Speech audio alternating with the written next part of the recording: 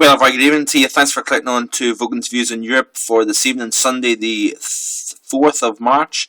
And we have seen some pretty heavy rain across the southern half of the UK today, and many of those showers, as well as falling as rain, has fallen as snow as well, especially in the backside of that band as it's been pushing east over the course of today.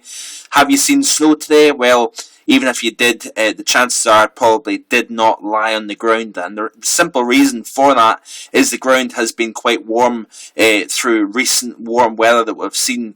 But you notice here, this is the area of surface low pressure. You can see here the higher pressure across the majority of the UK. That, of course, produced very pleasant sunny weather across Ireland, Northern Ireland, Scotland, the north of England. And, of course, it's been a very miserable day. Cold, windy, wet, with snow, and that will continue over the course of this evening, especially more towards from Lincolnshire down into East Anglia. We'll continue to see the rain, potential snow on the backside of that, on and off perhaps, lying on grassy surfaces if that. And certainly it's going to be a pretty miserable night. In fact, what's interesting is I'm going to quickly show you here.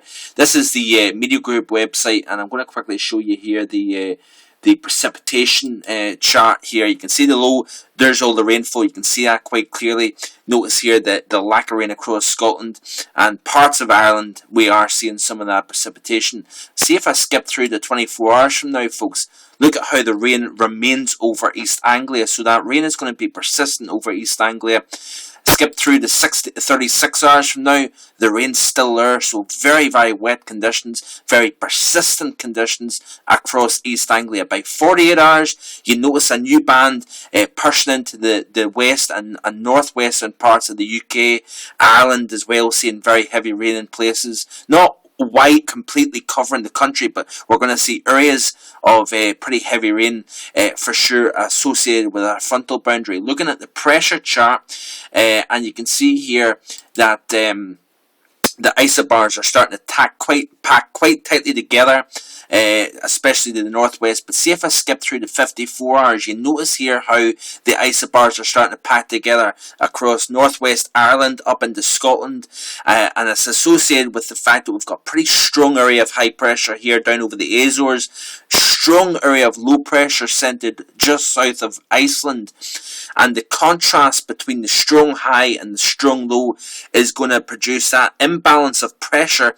Is basically what forces those winds to blow stronger, trying to, the atmosphere is a way of neutralizing that pressure difference, and we are going to see a pretty windy day, I think, from later Tuesday and in and through Wednesday. We're going to be seeing some pretty strong winds. Don't think it's going to be anything major or anything, but certainly those winds will probably be whipping pretty strong, perhaps 50 to 60 miles an hour in places, particularly across the northwestern part of the UK in particular, and perhaps even down as a frontal system pushes through the UK. We might see strong winds blowing along that frontal zone.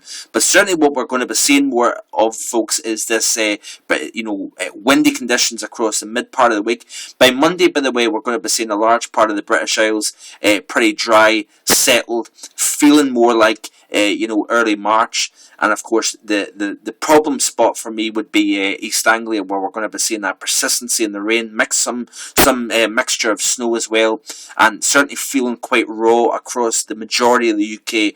A pretty breezy kind of weather, I think, for the most part across the British Isles, but temperatures certainly pegged back to around 7 or 9. Big difference from what we've seen, but certainly nothing unusual for this time of year. We're just basically reverting back to more normal conditions, as opposed to your 10 or 5 or 10 degrees above normal.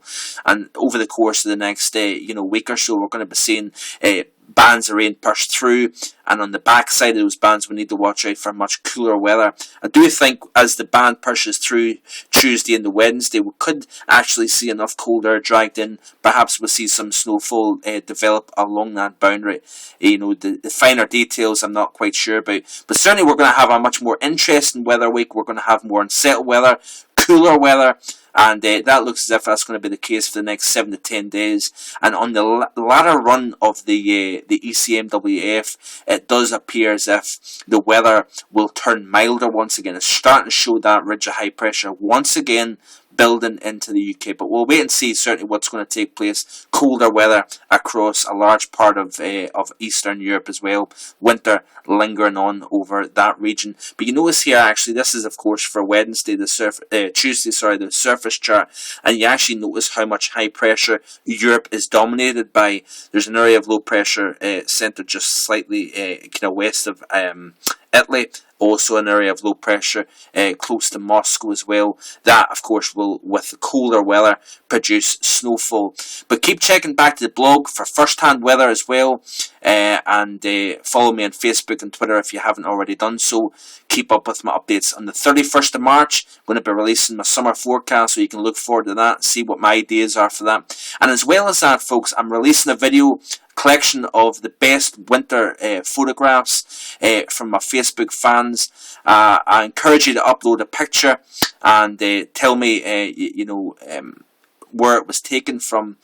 And as well as that, if you didn't take the picture, please let me know the name of the person so I can credit them. By the end of March, I'm going to be releasing that video basically as a thank you for your support over the past few years of my work. Hope you have a great evening, folks. Bye for now.